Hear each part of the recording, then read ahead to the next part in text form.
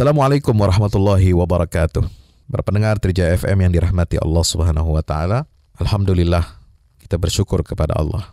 Kali ini kita akan menelusuri dan memaknai nama Allah Subhanahu wa taala. Dia Allah Al-Qahir dan Al-Qahhar. Apa itu Al-Qahir? Apa itu Al-Qahhar? Dialah Allah yang maha berkuasa dan maha perkasa. Di antara Asmaul Husna yang kita dapat gunakan untuk mengenal Allah adalah Al-Qahir dan Al-Qahhar.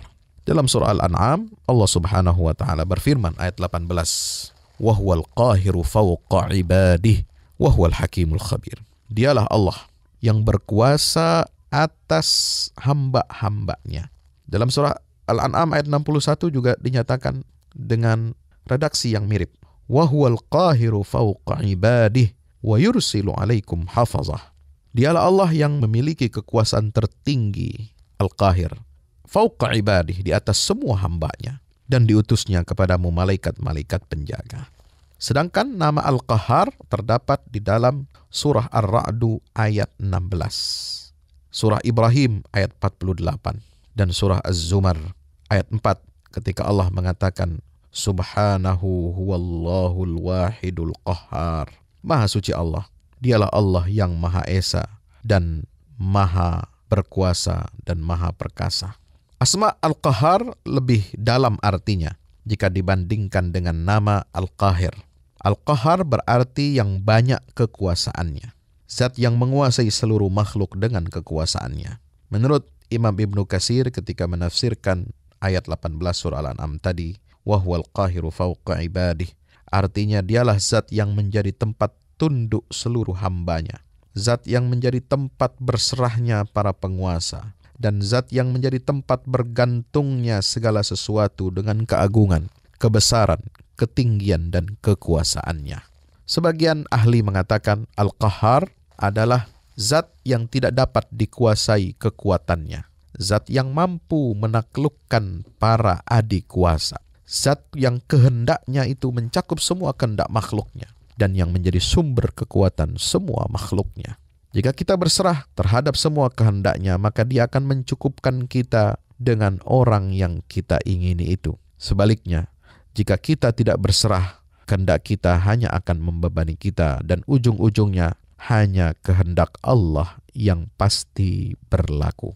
Maka itu ketika Allah mengatakan, "Wa huwal qahiru fawqa ibadih," di dalam dua ayat, 18 dan ayat 61 surah Al-An'am, kita harus menyadari, kita harus sadar diri, kita harus tahu diri, kita harus tawadhu, rendah hati di hadapan Allah Subhanahu wa taala. Bahwa sehebat apapun kehendak kita, dengan sumber daya apapun kekuatan yang kita miliki, tidak bisa kita menentukan apa yang kita inginkan sendiri tanpa ada keputusan, tanpa ada kepastian dari kehendak Allah Subhanahu wa taala. Maka dengan kita meyakini, dengan kita merenungi, dengan kita meresapi makna Allah sebagai Al-Qahir dan Al-Qahhar, maka seorang hamba akan mengenal batas-batas dirinya. Seorang hamba akan mengakui kehebatan Allah, akan mengakui kekuasaan dan kekuatannya yang tidak terbatas dan yang mencakup semua kehendak makhluknya, karena dialah sumber kekuatan bagi semua makhluk.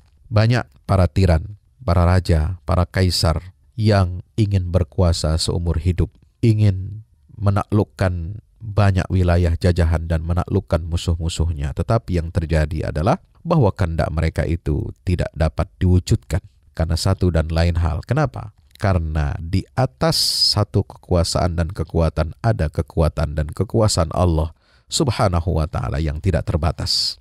Pendengar Trijaya FM yang dirahmati Allah, Allah telah menjelaskan kepada kita bagaimana kekuasaannya terhadap seluruh adik kuasa, para adik kuasa. Kita kenal Fir'aun, kita mengenal Haman, kita mengenal Qarun, kita tahu ada nama raja yang bernama Namrud, kita tahu ada musuh Nabi yang paling besar seperti Ubay bin Khalaf. Namun mereka semua itu telah dikalahkan oleh Allah Subhanahu wa taala. Allah juga yang telah mengalahkan para penguasa dari kaum Ad dan Samud.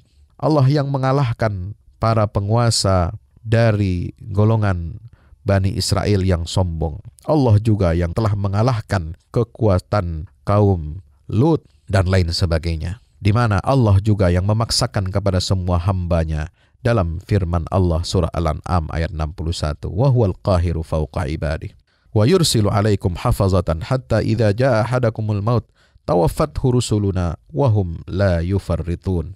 Di dalam ayat itu Allah Subhanahu wa taala menyatakan bahwasanya dialah yang menguasai takdir, menguasai seluruh kekuatan hamba-hambanya, dan dia Allah yang telah mengirimkan malaikat-malaikat. Apabila datang kepada kalian kematian, maka tawaffathu rusuluna, para malaikat itulah yang akan mencabut nyawa mereka. Wahum la yufarritun, dan mereka sama sekali tidak melalaikan kewajibannya. Dengan merenungi makna Allah sebagai Al-Qahir dan Al-Qahar, kita harus tunduk, kita harus mengakui kebesaran dan kekuasaan Allah Subhanahu wa taala, dan kita optimis Allah akan menolong hamba-hambanya yang lemah. Saya Fahmi Salim dari Majelis Ulama Indonesia menghaturkan jazakumullahu khairan. Wassalamualaikum warahmatullahi wabarakatuh.